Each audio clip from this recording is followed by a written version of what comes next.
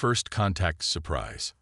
High Admiral Nexer of the Viridian Empire stood motionless before the grand observation window of the VSS Eternal Dawn, his iridescent scales reflecting the distant starlight. The massive dreadnought, pride of the Viridian fleet, led a formation of warships that had just emerged from quantum space near the contested Centauri sector. What they found there defied all strategic projections. 3 small vessels hung in the void ahead, their hulls adorned with unfamiliar markings and a strange symbol, a circular blue flag with white stars. The ships were roughly 1/8 the size of the Eternal Dawn, their design seemingly primitive by Viridian standards. The Admiral's secondary hearts skipped a beat when his sensors chief reported they were actually constructed primarily of processed iron and aluminum. Fascinating, Nexar whispered, his throat sacs pulsing with curiosity. These must be the humans intelligence warned us about. The reports had been conflicting. Some claimed humans were barely spacefaring. Others suggested they were dangerous innovators who ignored conventional technological progression. High Admiral, his communication officer called out, the central vessel is hailing us. They're using basic radio waves. Nexer's facial ridges lifted in amusement. Accept the transmission. Let's see what these primitives have to say. The holoscreen materialized, revealing a human female with dark skin and silver-streaked hair pulled back in a tight braid. She wore a simple navy blue uniform with minimal ornamentation. This is Captain Maya Rodriguez of the United Earth exploration vessel Curiosity. Welcome to the Centauri sector. I trust your quantum transition was smooth. Nexer's amusement vanished. Their understanding of quantum space travel shouldn't have been possible given their observable technology level. Captain Rodriguez, I am High Admiral Nexer of the Viridian Empire. This sector falls under our protection. Your presence here is a violation of Imperial space. Rodriguez's expression remained pleasant, but her eyes sparkled with something that made Nexer's scales itch. Interesting claim, Admiral. We've been mapping this sector for the past 6 months and haven't detected any prior claims. Perhaps your quantum beacon network is malfunctioning. The bridge fell silent. The Viridian quantum beacon network was supposed to be undetectable to lesser civilizations. Its existence was a closely guarded secret. Speaking of which, Rodriguez continued, tapping something on a console out of view. You might want to check your network's encryption. The algorithm has a fascinating vulnerability when subjected to quantum tunneling resonance. We patched it for you about an hour ago. Couldn't bear to see such elegant technology compromised by a simple oversight. Nexer's scales shifted from their regal purple to a pale blue of shock. You patched our network. Impossible. The encryption is based on 11-dimensional quantum folding. Rodriguez finished. Yes, beautiful mathematics.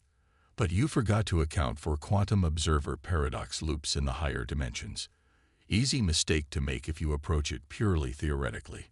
We stumbled on the solution while trying to improve our coffee makers, actually. Coffee makers. Nexer's translator must be malfunctioning. Oh yes, Rodriguez smiled. You'd be amazed how many breakthroughs we've had trying to make the perfect cup of coffee. Did you know we accidentally discovered stable micro-wormholes because someone wanted their coffee to stay at the perfect temperature? The physics department at MIT still hasn't lived that one down. The Admiral's scientific officer was frantically checking readings. Sir, she's right about the network.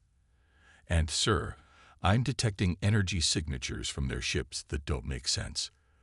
They're using some kind of, it almost looks like they're manipulating probability fields as a power source. Oh, you can detect those. Rodriguez looked genuinely pleased. Most species miss them entirely. We call them quantum probability drives, much cleaner than antimatter, though it took us ages to figure out how to stop them from occasionally turning the coffee in our mess halls into exotic matter. That was an interesting week. Nexer's mind raced. These humans had seemingly stumbled into advanced quantum mechanics through beverage preparation. Their ships looked primitive because they had focused on practical innovation rather than aesthetic advancement. Every assumption about technological progression the Viridians had relied upon was being casually dismissed by these humans, who spoke of revolutionizing physics as if discussing the weather. Captain Rodriguez, Nexer said carefully, I believe we should discuss this situation further. Would you be willing to dock with the Eternal Dawn for diplomatic talks? We'd be delighted, Admiral. Fair warning, though. We're bringing our coffee. Once you try it, you'll understand why it's responsible for half our scientific breakthroughs. I think your species will particularly enjoy our dark roast. As arrangements were made for docking, Nexer watched the human vessels with new eyes. Their simple appearance masked innovations that defied conventional understanding. The Viridian Empire had spent millennia advancing through carefully planned stages of technological development. These humans, it seemed, had simply looked at the universe and asked why not. The most disturbing part, they appeared to be genuinely enjoying themselves. Nexer had a feeling this encounter would change the galaxy forever. Whether that was good or bad remained to be seen, but one thing was certain. He was very curious about this coffee that had apparently helped humans revolutionize quantum physics. Perhaps, he mused, watching Captain Rodriguez's ship prepare for docking, the Viridian Empire's carefully structured approach to advancement had caused them to miss something fundamental about the nature of innovation itself. The humans had shown that great leaps forward could come from the most unexpected places, even from the simple desire to make a better cup of hot beverages.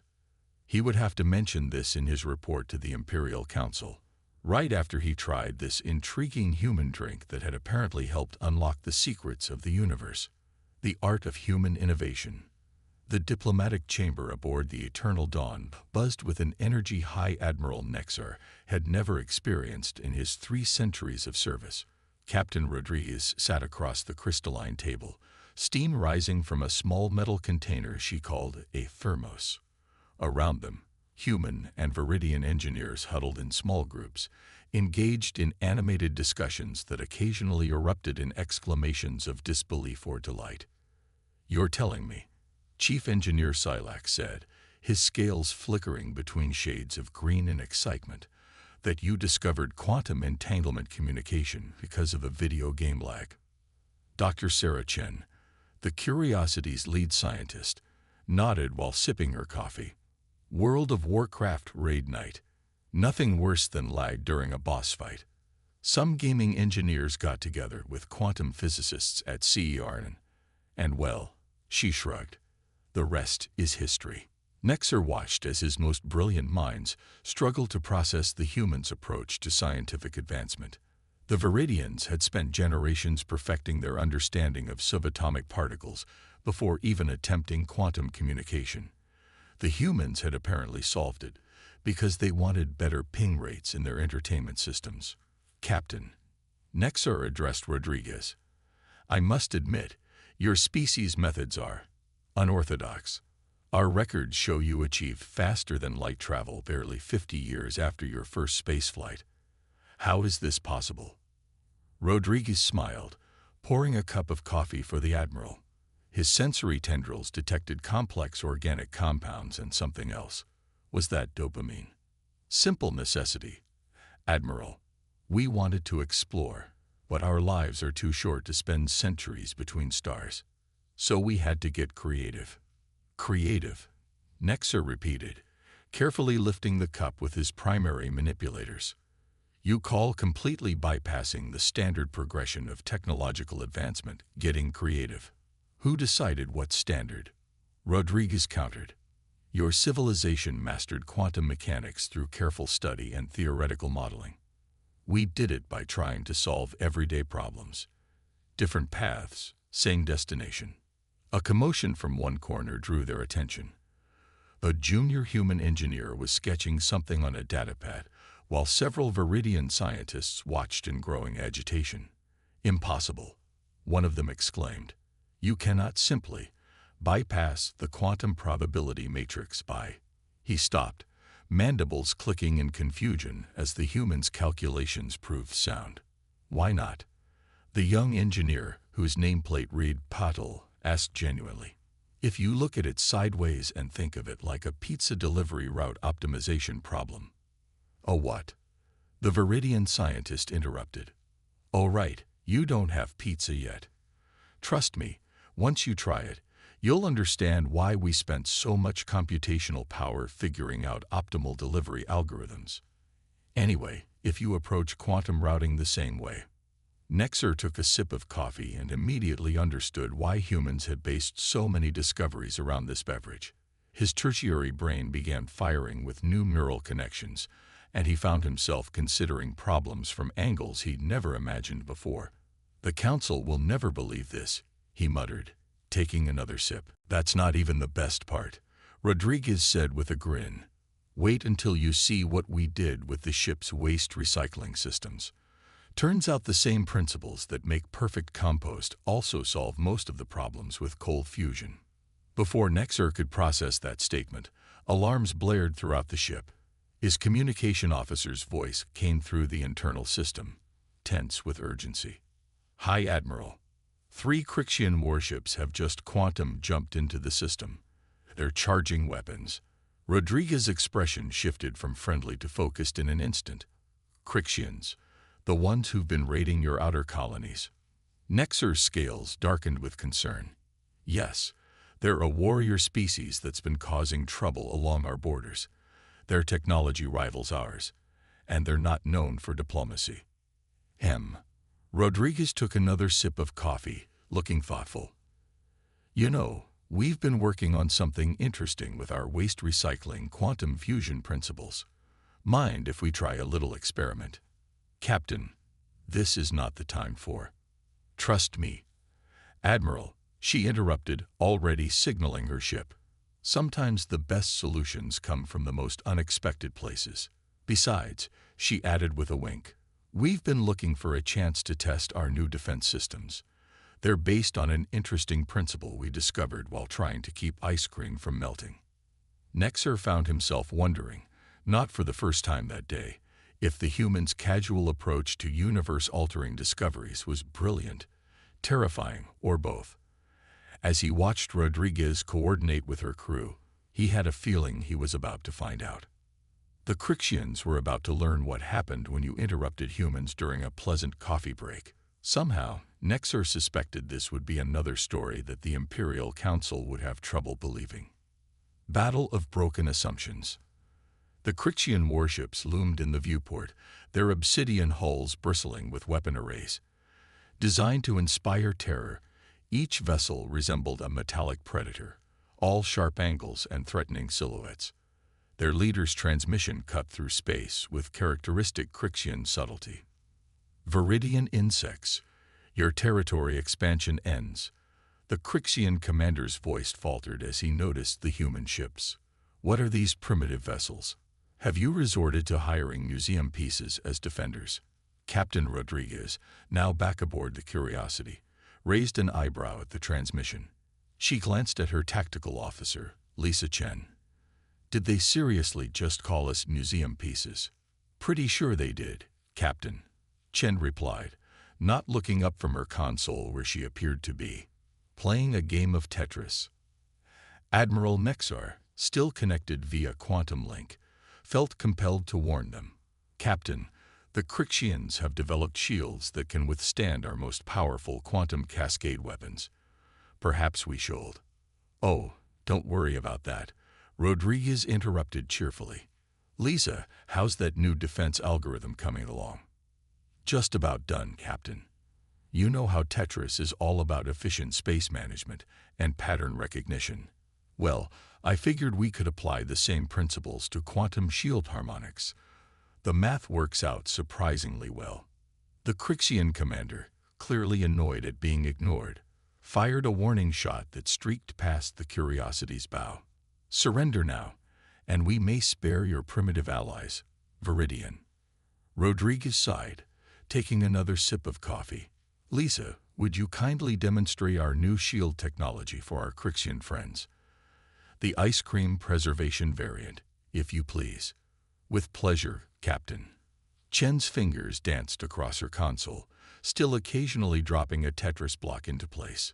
You know, it's funny. When we were trying to figure out how to keep ice cream from melting in space without using power, we accidentally discovered you could create a quantum probability field that redirects energy based on geometric patterns. Kind of like how you arrange Tetris blocks to clear lines. The Crixians, apparently tired of waiting, launched a full barrage of quantum torpedoes at the human ships. Nexer's scales paled. That kind of firepower could vaporize a small moon. What happened next defied his understanding of physics. As the torpedoes approached the human vessels, they seemed to encounter something that made space itself hiccup. The energy weapons twisted, turned, and reorganized themselves into neat geometric patterns before dissipating harmlessly into space. Did you just turn their quantum torpedoes into a game of Tetris? Nexar asked incredulously. More or less, Chen replied, finally looking up from her console. The shield creates a probability matrix based on game theory principles. Incoming energy has to follow the rules of the game to get through. Most weapon systems don't play well with others. The Crixian commander was literally sputtering now. Impossible. Our weapons are based on the most advanced quantum cascade principles in known space. Oh, those are lovely. Rodriguez nodded appreciatively. Very elegant mathematical models. But you're thinking in straight lines. Sometimes you need to think more. Recreationally. She turned to her communications officer. Jerry, would you show them what we learned from trying to optimize pizza delivery routes? Already on it, Captain. Jerry's fingers flew across his console. You know how when you're delivering pizzas in a big city, you have to account for traffic patterns, weather, and optimal temperature maintenance. Turns out those same principles work great for targeting quantum weaponry. Before the Crixians could react, precise beams of energy shot from the human ships, threading through space in impossibly complex patterns. They bypassed the Crixian shields completely, striking with surgical precision, and doing absolutely no damage. What? What did you do to our ships? The Crixian commander demanded, panic creeping into his voice as systems across his fleet began shutting down. Nothing permanent, Rodriguez assured him. We just rerouted your power systems through a probability maze based on Chicago's downtown delivery grid during rush hour. They'll reset in about an hour. Plenty of time for us to have a civilized discussion about territories and boundaries. Nexer watched in amazement as the fearsome Crixian warships drifted powerless in space, completely neutralized by human technology based on food delivery optimization and puzzle games. Captain, he said slowly, I believe the Imperial Council will be very interested in discussing a formal alliance with Earth. Though I'm not sure how to explain in my report that we won a battle using ice cream preservation techniques and pizza delivery algorithms. Rodriguez grinned. Just wait until you see what we came up with while trying to keep our French fries crispy in zero gravity. But first, let's deal with our Crixian friends. I think it's time they learned about another Earth tradition, the diplomatic power of sharing a good meal. Jerry, do we still have those pizza ovens installed in Cargo Bay 3?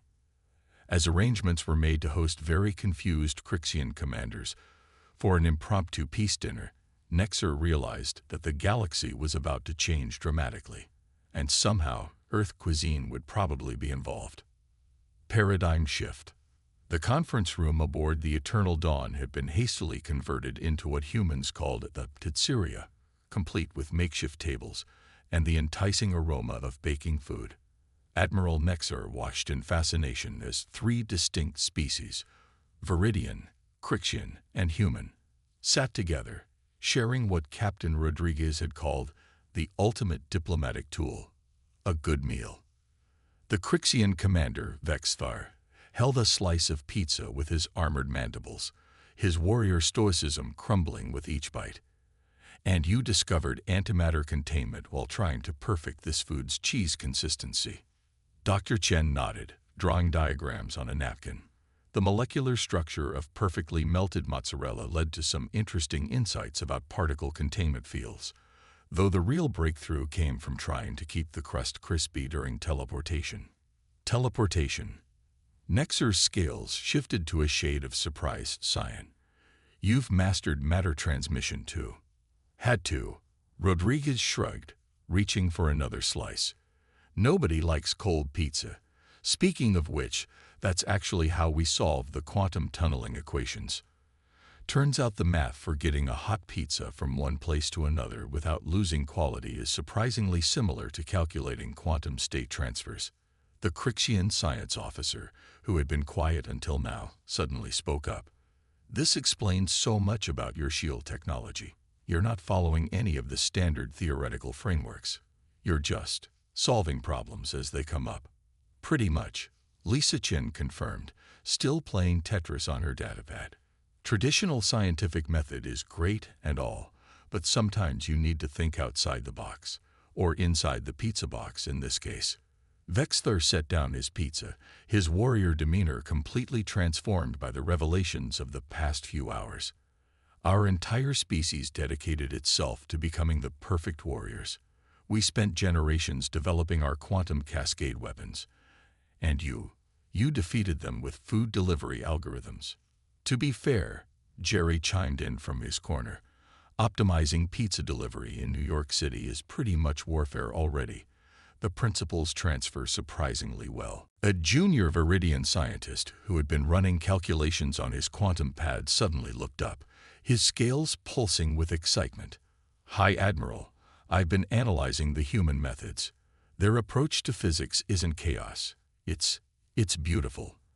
They're not ignoring scientific principles. They're discovering completely new ones by approaching problems from unexpected angles. Nexer nodded, beginning to understand. Instead of building technology to match their theories, they build theories to match their needs, Vexthar finished, mandibles clicking in amazement. No wonder our traditional combat algorithms failed. We were playing chess while they were delivering pizzas. Captain Rodriguez smiled, pouring fresh coffee for everyone. They'd all developed quite a taste for it. The universe doesn't care how you discover its secrets, only that you do. Sometimes the most profound insights come from the simplest needs, like keeping ice cream frozen. Nexer asked, his tone gently teasing. Exactly. Though wait until you see what we've figured out about dimensional physics while trying to solve the problem of tangled headphone cords. The gathered aliens all stared at their headphone-free communication devices, suddenly feeling like they'd missed something obvious.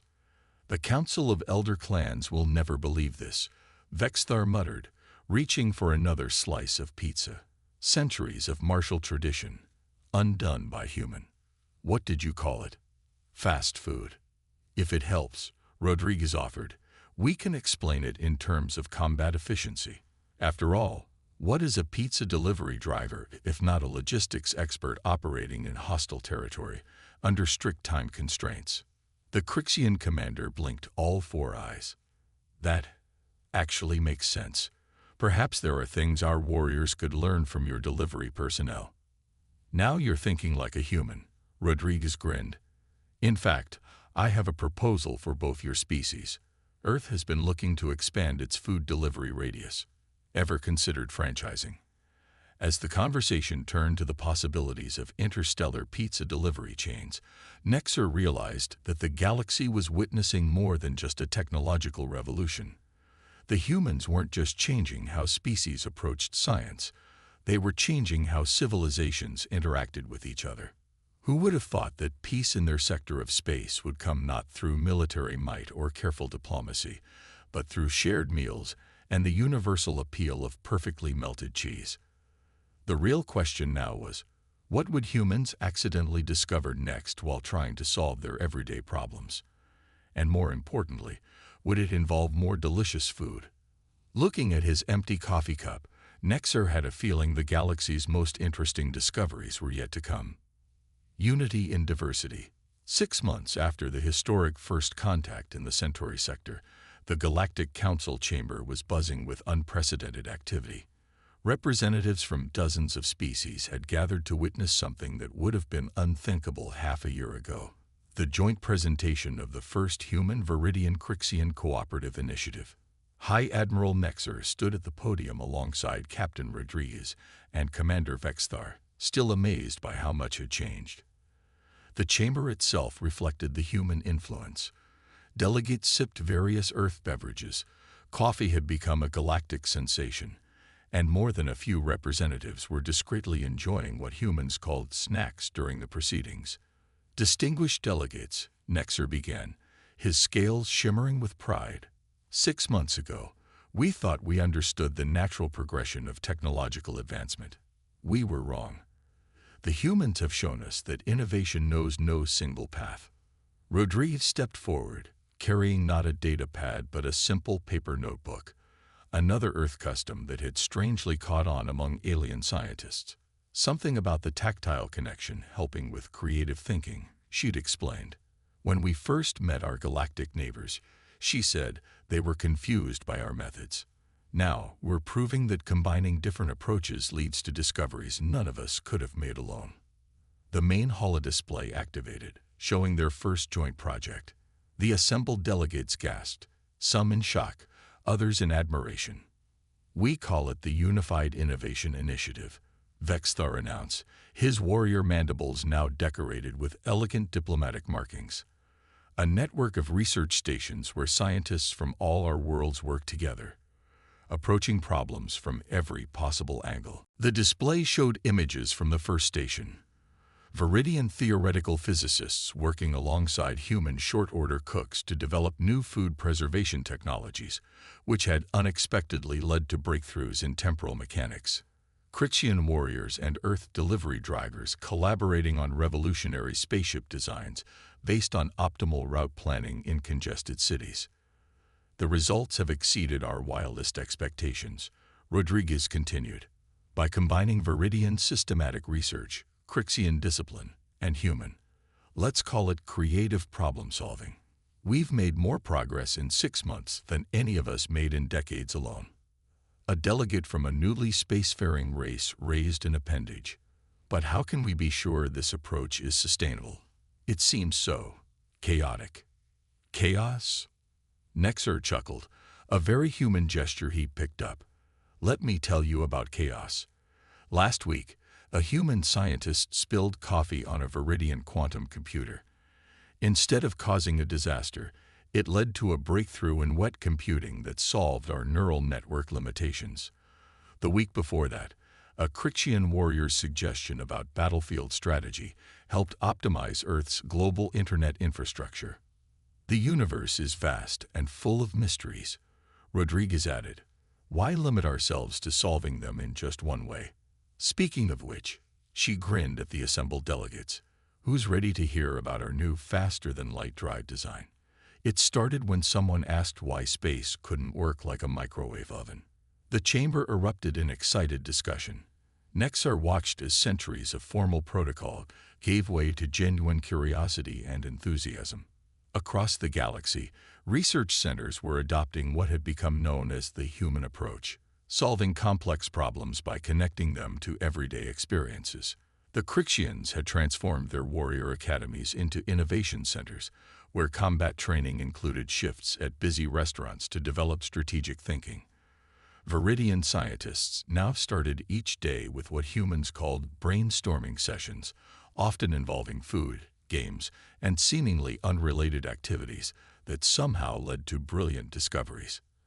As Rodriguez explained their new drive system, which somehow involved principles derived from toasting the perfect marshmallow, Nexer reflected on how much had changed.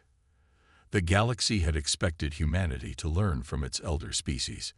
Instead, humanity had taught them all that the path to the stars could be paved with pizza, coffee, and the simple desire to make everyday life a little bit better. And that's not even the most exciting part, Rodriguez was saying, her eyes twinkling. Wait until you hear what happened when we introduced a group of quantum physicists to mini-golf. The future, Nexer realized, would be very different from anything their civilizations had imagined. And somehow, that was perfectly fine. After all, as humans like to say, variety was the spice of life, though he was still trying to figure out exactly what spice had to do with it. Looking around the chamber at the excited faces of so many different species, all sharing ideas, food, and friendship, he knew one thing for certain. The galaxy was finally ready to stop taking itself so seriously and start enjoying the journey of discovery. And somewhere out there, a human was probably solving the mysteries of the universe while trying to build a better sandwich. Nexar couldn't wait to see what they would discover next. The anomaly. Commander Telix let out a long, three-tone sigh as he stared at the monitoring screens. Another cycle. Another empty report. Sector 87 Delta was always empty. It had been empty since the Vexari Concordat had established this listening post 30 rotations ago. It would likely remain empty until the heat death of the universe. Terminal status report. Operator Nix. He droned, not bothering to look at his junior officer. Nix's slender fingers danced across the console. Her skin, a pale lavender that darkened around her neck frills, glowed softly in the dim light of the monitoring station. All systems nominal, Commander. Background radiation consistent with spatial norms. No anomalous readings. Telix nodded. Of course, there were no anomalous readings. There never were. Outpost Drelk 9 was punishment duty, not an assignment.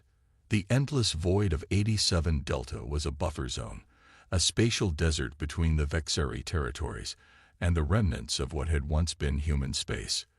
But humans had been gone for over a century now, vanished after the Collapse War.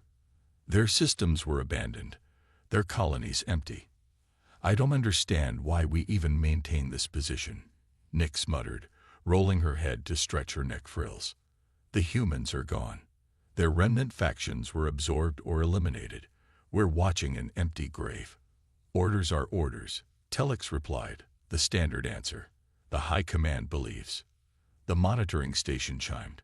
Once, twice, then a continuous tone. Both Vexari froze, staring at the console. A red light blinked where there should have been nothing. What is that? Telix demanded, suddenly alert. Nix's fingers moved rapidly. Unknown, Commander. There's something in the sector. Something that wasn't there 10 minutes ago during our last sweep. Impossible. Run diagnostics. Already running. Diagnostics show all systems functioning properly. Nix looked up, her eyes wide. Commander, this is not a malfunction. Telix moved to her station, watching as she magnified the signal. Could be debris, or a rogue asteroid. No, sir. It's too uniform, too structured. And it's large. Nix's voice dropped. Very large. The screen shifted as targeting arrays locked onto the anomaly. The fuzzy outline sharpened, revealing a massive silhouette floating in the void. It was unmistakably a ship, but unlike any Vexari vessel, its hull was sleek and dark, absorbing the distant starlight rather than reflecting it. No running lights, no visible propulsion systems. Identify, Telix ordered, feeling a chill along his spine. Nix ran the image through their database. No match in Vexari records. Checking against allied species and known civilizations. Telix leaned closer. There was something about the shape, something disturbingly familiar. Sir, Nix's voice quavered. I found a partial match. In the historical archives, a second image appeared beside the anomaly. An old schematic, labeled in an outdated Vexari script. The resemblance was unmistakable. That's impossible, Telix whispered. The database identifies it as human in origin, specifically a Terran Alliance deep space vessel. But sir, those ships haven't been seen in a century. Telix stared at the image, his professional detachment crumbling. Check again. It can't be human. The humans are gone. Nix ran the scan again.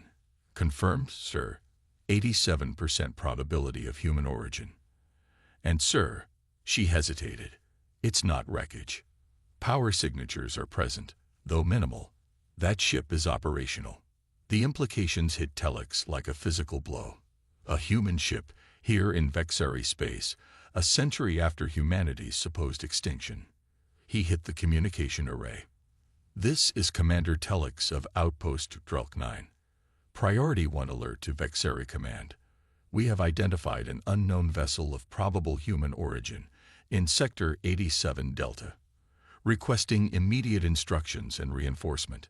The response came almost instantly. Maintain surveillance. Do not approach. Battle Group Vorn en route. Estimated arrival: 2 standard hours. Telex acknowledged and turned back to the monitors. Keep scanning. I want to know everything about that ship before the battle group arrives. For the next hour, they watched as their instruments probed the mysterious vessel. It remained motionless, giving no indication it had detected them. "Sir," Nix called out, "I'm detecting unusual energy fluctuations within the hull. They don't match any known propulsion or weapon systems." Telex frowned. Could it be preparing to jump? I don't think so. It's more like, well, I don't know what it's like. It doesn't match anything in our records. The communication array chimed. "Commander Telex, this is Admiral Vorn of Battle Group 7. We're approaching your position. Report." Telex straightened. "Admiral, we've been monitoring the vessel. No change in position. We detect energy signatures but cannot identify their purpose. The ship appears to be of human design, though significantly advanced from historical records." "Human." The Admiral's voice was sharp. "Impossible. The humans were eradicated. The database match is conclusive, Admiral." There was a pause. "We'll take it from here, Commander. Maintain your position." The massive Vexari warships dropped out of faster-than-light travel at the edge of the sector, their hulls gleaming in the starlight, a stark contrast to the dark human vessel. 5 cruisers, 3 destroyers, and Admiral Vorn's flagship, the dreadnought Inevitable Dominance. "Battle Group has arrived," Nix reported unnecessarily. "They're deploying in standard confrontation formation." Telex nodded. "Now we'll get some answers." On the main view screen, the Vexeri vessels surrounded the human ship at a cautious distance. The flagship broadcast on all frequencies, in all known languages including Arctic human dialects. "Unidentified vessel. This is Admiral Vorn of the Vexari Concordat. You have entered sovereign Vexeri space. Identify yourself immediately or be fired upon." No response. "Admiral." Telex calmed privately. "Our readings suggest the vessel may be dormant or operating on minimal power. They may not be receiving communications." "We're detecting active systems, Commander," Vorn replied. "They hear us. They're choosing not to respond." The Admiral issued new orders to his battle group. A destroyer moved closer, scanning the human vessel with more powerful arrays. "Commander," Nix whispered, "I'm detecting an energy spike from the human ship." Before Telex could respond, a pulse of blue-white light erupted from the human vessel. It wasn't a weapon, at least not a conventional one. The light engulfed the destroyer, and for a moment, the ship seemed frozen in space. Then, all of its systems went dark. The destroyer drifted, powerless. "What happened?"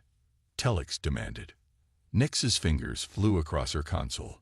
"Some kind of electromagnetic pulse, but far more sophisticated than anything in our arsenal. It completely neutralized their ship without causing physical damage." The remaining Vexeri vessels immediately shifted to battle positions. The flagship broadcast again. "This is your final warning. Power down your systems and prepare to be boarded, or we will open fire." This time, there was a response, not in words, but in action. The human vessel moved. Not slowly, not gradually, but with a sudden acceleration that defied the known laws of physics. One moment it was surrounded by Vexari warships. The next, it was behind the formation, as if it had teleported. "Impossible," Telex breathed. "Nothing can move that fast without a jump drive," and there was no jump signature. The Vexari battle group scattered, trying to re-establish their formation. The human ship moved again, this time positioning itself directly above the flagship. It was a clear threat, and Admiral Vorn responded accordingly. All vessels, open fire. Energy beams and missile salvos converged on the human ship. Telex expected to see it vaporized in the verage. Instead, the weapons seemed to dissipate harmlessly against an invisible barrier surrounding the vessel. Not shields as the Vexari understood them. There was no energy flare, no visible deflection. The attacks simply ceased to exist before they could impact the hull. Their defensive technology, Nyx whispered. It's beyond anything we've ever encountered. The human ship pulsed again, this time emitting a wideband signal that washed over the entire battle group. Every Vexari vessel suddenly lost power, drifting helplessly in space. Only outpost Drelk 9, at the edge of the sector, was spared. They disabled an entire battle group, Telek said in disbelief, without firing a single conventional weapon. The communication array crackled to life, but it wasn't Admiral Vorn. The voice that came through was strange, oddly accented Vexari, as if spoken by someone who had learned it from recordings rather than actual speakers. Vexari Monitoring Station. This is Captain Eleanor Chen of the Earth Reclamation Ship Memory of Terra. Your military vessels have been temporarily neutralized. They will regain power in approximately 1 standard hour. No permanent damage has been inflicted. Telex and Nyx exchanged shocked glances. An actual human was speaking to them, a species supposedly extinct for a century. This is Commander Telex of Outpost Drelk 9, he responded carefully. You have entered sovereign Vexari space and disabled our vessels. Explain your presence and intentions immediately. There was a pause before the human responded. Your ancestors drove humanity to the brink of extinction during the Collapse War. You believed you had succeeded. You were mistaken. A chill ran down Telex's spine. His education had covered the Collapse War, but always from the perspective that the human threat had been eliminated, that their dangerous expansion had been halted for the good of all civilized species. The war ended a century ago, he replied. If humans survived, why reveal yourselves now? Why here? Because, Commander Telex, the human voice replied, we are not here by chance. We have come to reclaim what was taken from us. And your outpost is merely the beginning. The main view screen changed, showing not the disabled Vexari fleet, but a vast starfield. Points of light began to appear within it, dozens, then hundreds of them, each resolving into a silhouette matching the ship before them. By the ancestors, Nyx whispered, an entire fleet. When your battle group regains power, Captain Chen continued, inform your leaders that humanity has returned. And this time, we are prepared. The transmission cut off, leaving Telex staring at the screen in horror. The single human vessel began to move away, heading toward the emerging fleet. Commander, Nyx said quietly, what do we do? Telex looked at the disabled Vexari battle group, then at the gathering human armée. A species thought extinct for a century had returned with technology far beyond Vexari understanding, and they wanted revenge. We warn everyone, he said grimly, while we still can. As if in response to his words, the outpost's systems flickered. The lights dimmed, then returned to normal, but the communication array remained dead. They've isolated us, Nyx reported. Long-range communications are offline. Telex stared at the view screen as more human ships appeared from the darkness of space. The Vexari Concordat had believed itself the dominant power in this region of the galaxy. That certainty had just been shattered. Humanity hadn't been destroyed. They had been hiding, evolving, preparing, and now they had returned. The war that everyone thought had ended a century ago was about to begin anew. The revelation. Admiral Vorn's flagship drifted lifelessly in the void, surrounded by equally powerless Vexari warships. Inside Outpost Drelk 9, Commander Telex worked frantically to restore communications, but every attempt failed. The human technology had thoroughly isolated them. Sir, Nyx called from her station, I've managed to get short-range sensors back online. The human fleet is holding position at the edge of the sector. They haven't advanced. Telex frowned. Why disable our forces but not attack? What are they waiting for? Perhaps, Nyx hesitated. Perhaps they want to talk. After a century of hiding, that seems unlikely. Telex moved to the main console.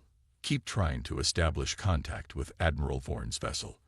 They should be regaining power soon if the human captain was telling the truth. As if on cue, the lights on the nearest Vexari destroyer flickered to life. One by one, the battle group's systems reactivated exactly as Captain Chen had predicted. The communication array chimed. Commander Telex, Admiral Vorn's voice was tight with controlled fury. Report status. We are functional but isolated, Admiral. Long-range communications remain offline. The human vessel has joined a larger fleet at the sector boundary. A fleet. The Admiral's voice sharpened. How many ships? Hundreds, sir, with more arriving. They appear to be waiting. There was a long pause. The High Command must be informed immediately. This changes everything. Before Telex could respond, the communication array emitted a different tone. Incoming transmission from the human vessel. Sir, put it through, Vorn ordered. I want to hear what these ghosts have to say. Captain Chen's voice filled the command center again, but this time, her transmission included visual data. The image of a human appeared on screen, tall for their species, with dark hair pulled back severely from a face marked with small scars. Her uniform was deep blue with silver insignia that Telex didn't recognize. Admiral Vorn, she said, I apologize for the temporary neutralization of your fleet. It was necessary to prevent an escalation that would have resulted in casualties on both sides. You invade our space, disable our ships, and then speak of preventing escalation. Vorn's voice was cold. The Vexari Concordat eliminated the human threat a century ago. Whatever remnant you represent will soon join your ancestors in oblivion. Chen's expression didn't change. That kind of thinking led to the Collapse War. Admiral, it cost billions of lives, human, Vexari, and dozens of other species. We're not here to repeat history. Then why are you here? Telex interjected. Chen turned her attention to him. Commander Telex, the observant one who first spotted us. We're here because this sector, Sector 87 Delta in your terminology, doesn't belong to the Vexari Concordat. It never did. Nonsense, Vorn snapped. This sector has been under Vexari control for over a century. Only because you believed its original inhabitants were extinct, Chen replied. This was the Terran neutral zone, established by treaty at the end of the First Contact War, 2 centuries ago. When you launched the surprise attack that began the Collapse War, this was the first neutral territory you violated. Telex glanced at Nix, whose expression showed the same confusion he felt. Their historical education mentioned nothing of a neutral zone or a treaty. The Collapse War had been presented as a necessary preemptive strike against an aggressive human expansion. Your version of history is conveniently self-serving, Vorn said dismissively. But it changes nothing. You are outnumbered and outmatched. The full might of the Concordat will descend upon your fleet, and this time, humanity's extinction will be absolute. Chen sighed, looking genuinely regretful. We suspected this would be your response. Before you commit to another war, Admiral, there's something you should see.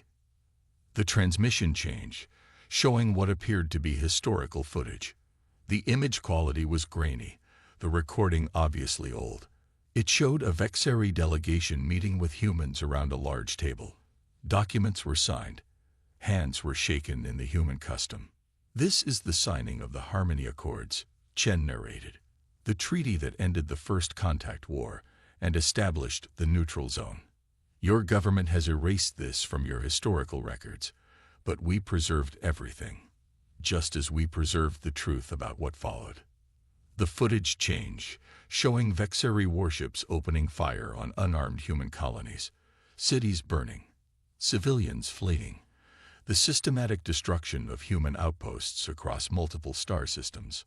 Operation Silent Purge. Chen continued. The surprise attack your ancestors launched while publicly maintaining the peace. 11 billion humans died in the first wave alone. Not soldiers, civilians, families. Children. Telex felt sick. This couldn't be true. The Vexari were a proud warrior species, but they had honor. They wouldn't massacre civilians, would they? The footage continued, showing human forces in retreat across the galaxy, losing ground steadily as Vexari fleets advanced. We were unprepared, Chen said softly. We'd downsized our military after the Harmony Accords. We trusted you. Propaganda. Vorn spat. Fabricated to justify your aggression. If only it were, Chen replied. But deep down, Admiral, you know it's true. Why else would your government erase all records of the treaty? Why rewrite history unless the truth was too damning to preserve? Telex looked to Admiral Vorn, expecting another denial. Instead, he saw something troubling. Hesitation, the briefest flicker of doubt in the Admiral's eyes. These ancient grievances are irrelevant, Vorn finally said. The present reality is what matters. And the reality is that the Vexari Concordat will not surrender its territory to a species that should no longer exist. Chen nodded, as if this was exactly the response she had expected. We thought you might feel that way. That's why we didn't come alone. The view screen shifted to show the human fleet again, but now there was something else. Behind the human vessels, massive objects were appearing. Not ships, but structures, orbital platforms, each the size of a small moon. For a century, we've been hiding, yes, Chen said, but not cowering. Building, planning, making allies among the species who also suffered under Vexari expansion. The image widened further, revealing not just hundreds of human ships, but thousands of vessels of various designs, some recognizable as belonging to species the Vexari had subjugated or driven to the fringes of known space. This is the Reclamation Fleet, Chen explained.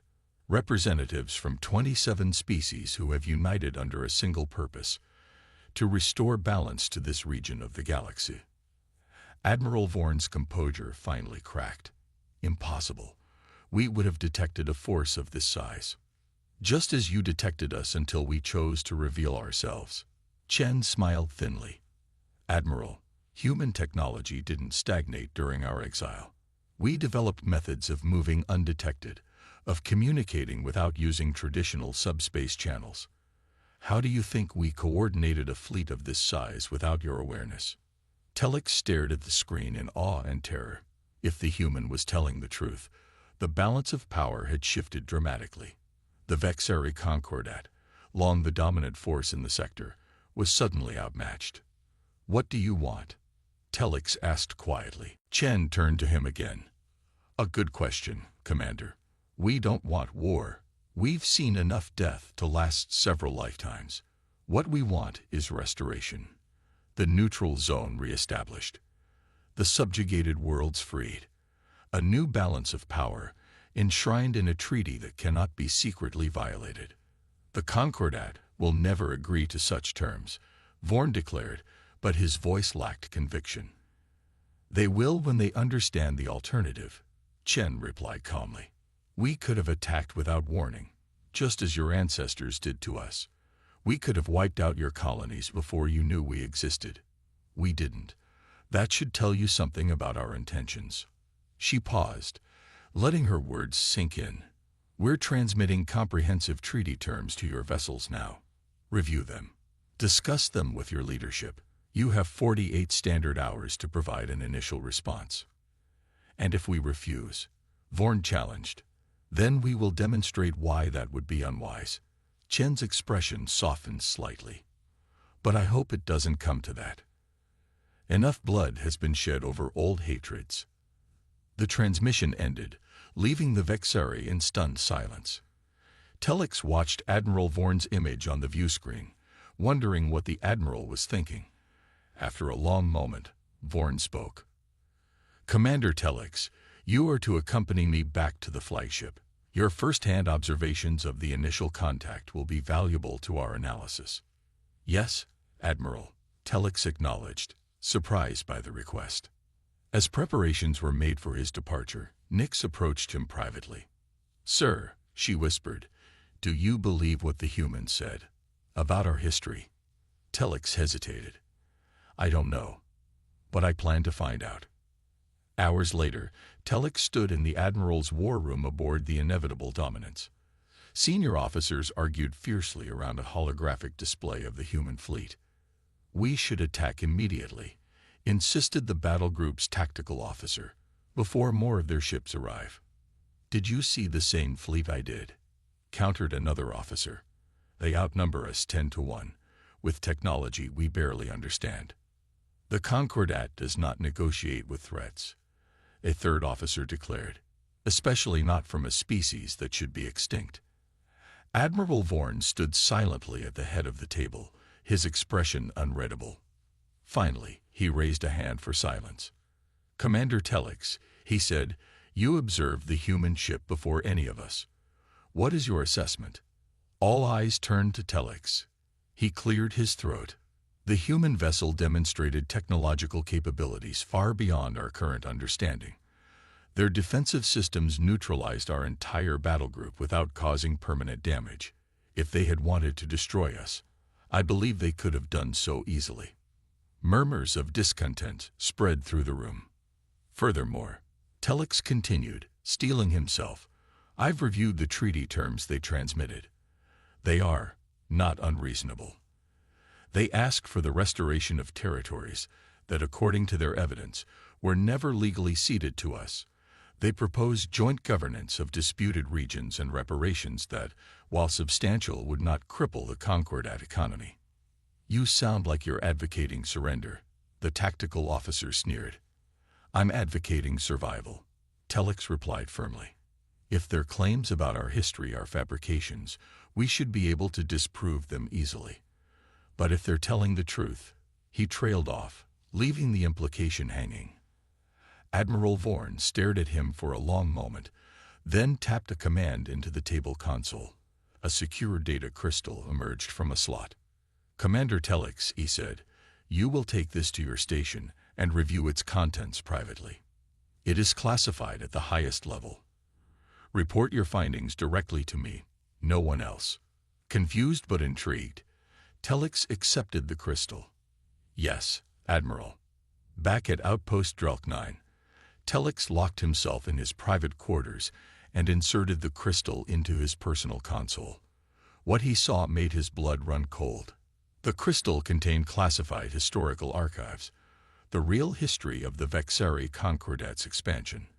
The Harmony Accords were real. The surprise attack was real. The systematic attempt to exterminate humanity was real.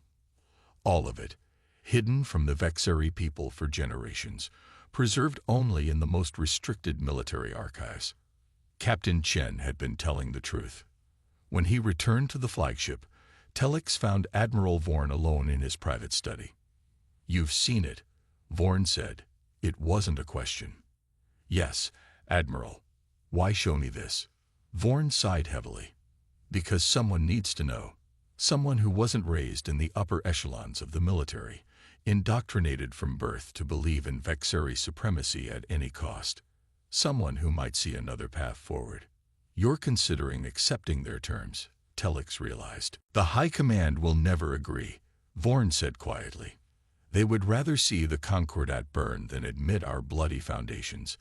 But I've sent troops into battle for a century, Commander. I've watched countless young Vexari die for what I believed was a just cause. I won't send millions more to die for a lie. Telex absorbed this in silence. What will you do? What I must. Vorn straightened. I'm going to accept the humans' invitation to discuss their terms aboard their command vessel. Alone. Sir, that's extremely dangerous. Perhaps, but less dangerous than the alternative. Vorn fixed Telex with an intense stare.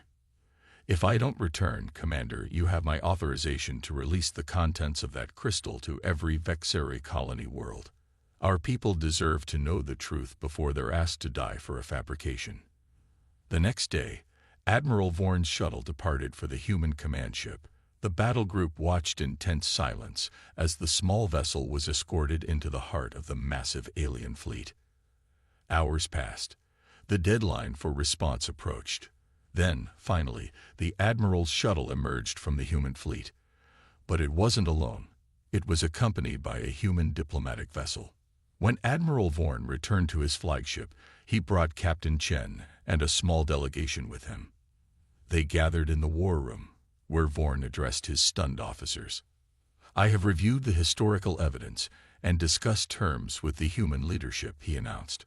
"I am convinced that the path forward lies not in continued conflict, but in reconciliation and truth." Protests erupted immediately, but Vorn silenced them with a raised hand. "I have signed a preliminary agreement on behalf of the Vexeri forces in this sector," he continued. "We will withdraw from the disputed territories and establish a demilitarized zone as a first step toward a comprehensive peace." "This is treason," the tactical officer shouted. "No," Vorn replied firmly. "Treason would be sending you all to die for a lie." He nodded to an aide, who distributed data pads to each officer. "Review the truth for yourselves.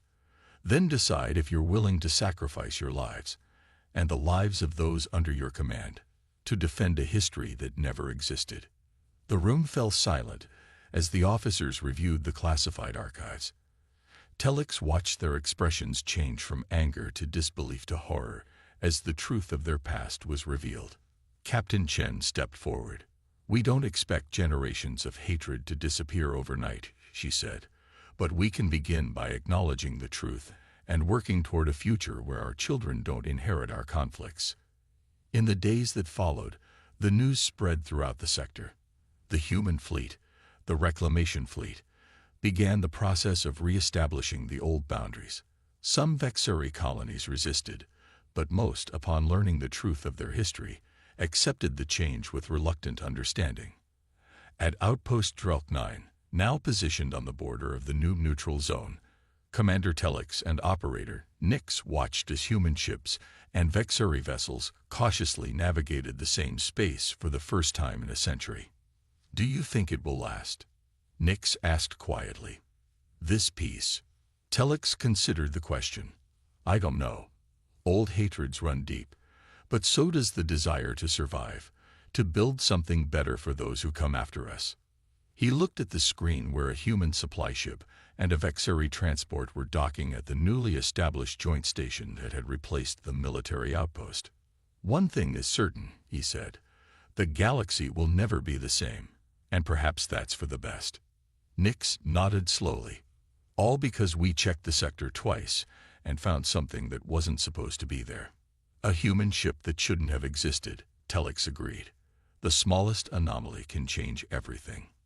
Outside the viewport, the stars shone on a galaxy in transformation, one where the return of a supposedly extinct species had forced a confrontation, not just with an external enemy, but with the lies that had shaped generations. It wasn't a perfect peace, fraught with tension and distrust on both sides, but it was a beginning. And for the first time in a century, both humans and Vexeri looked to the future with something other than hatred. A cautious, fragile hope that perhaps this time they could build something that would last.